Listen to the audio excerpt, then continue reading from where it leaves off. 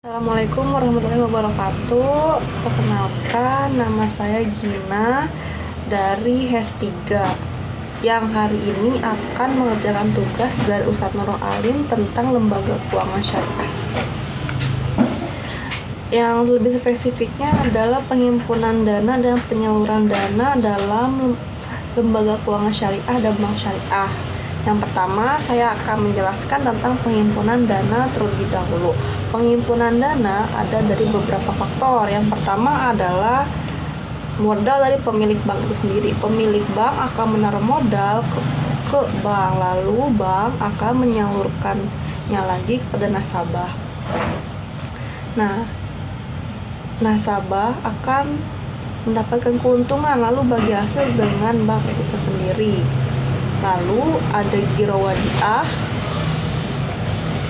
ada tabungan wadiah, ada mudharabah, dan deposito mudharabah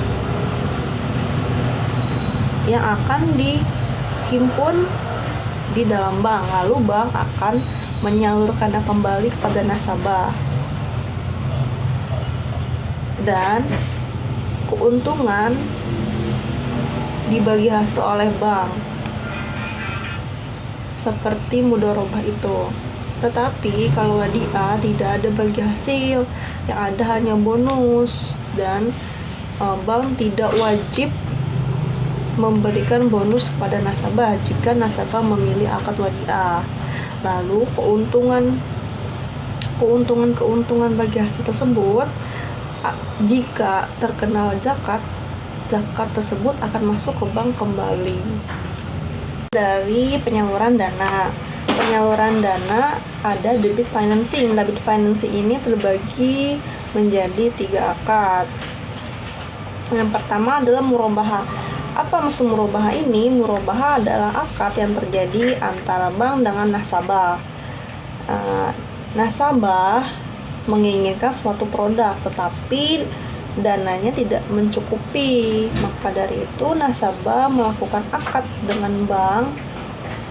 Dengan akad murabahah ini, bank akan membelikan barang tersebut yang ditambah keuntungan yang disebut profit margin, lalu keuntungannya itu akan masuk ke dalam bank.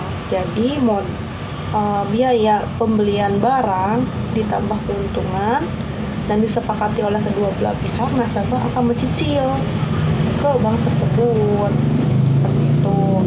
Lalu ada akad istisna. Akad istisna ini biasa digunakan dalam jual beli, yang dimana konsumen bisa memesan barang terlebih dahulu tanpa membayar. Semua produksi ditanggung oleh produsen.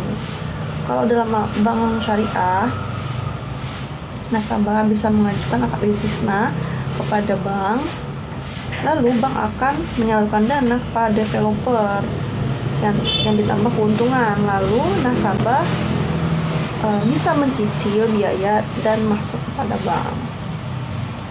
Yang ketiga ada akad salam, yang dimana sama seperti istisna, salam juga biasanya dipakai dalam akad jual beli, yang artinya produsen boleh meminta pembayaran terlebih dahulu kepada konsumen.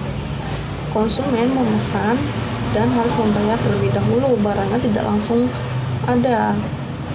Dan dalam bank syariah, nasabah di sini sudah mempunyai dana yang cukup, lalu ingin membeli suatu barang, dan bank menjadi perantara antara nasabah dan produsen barang tersebut.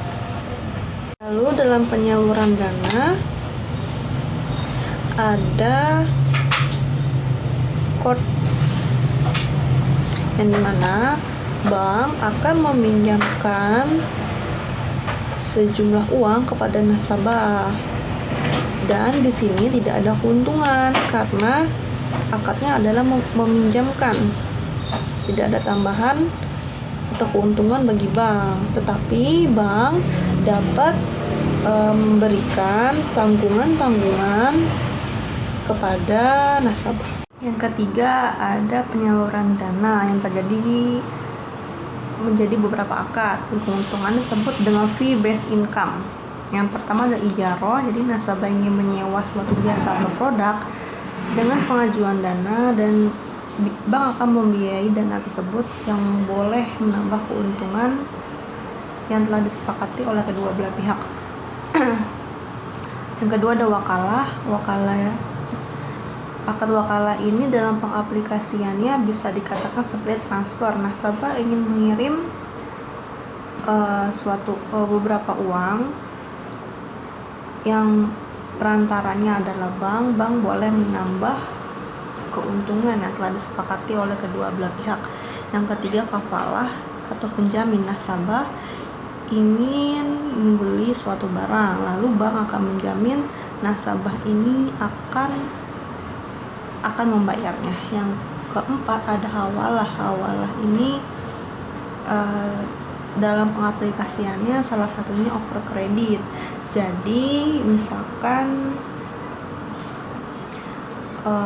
nasabah A memiliki hutang kepada B, lalu mengajukan akad hawalah ini kepada bank akan membayar hutang si A kepada si B, dan bank boleh menambah keuntungan yang telah disepakati oleh kedua belah pihak. Nasabah akan mencicil kepada nasabah A akan mencicil ke bank tersebut.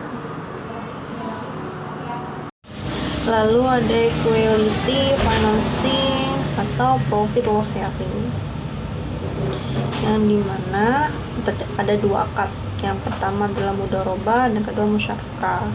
Lalu terdapat keuntungan yang keuntungannya akan dibagi hasil oleh bank tergantung kesepakatan dua belah pihak. Bedanya antara mudharabah dan musyarakah, mudharabah pemilik modalnya hanya satu, kalau musyarakah dari kedua belah pihak sama-sama memiliki modal.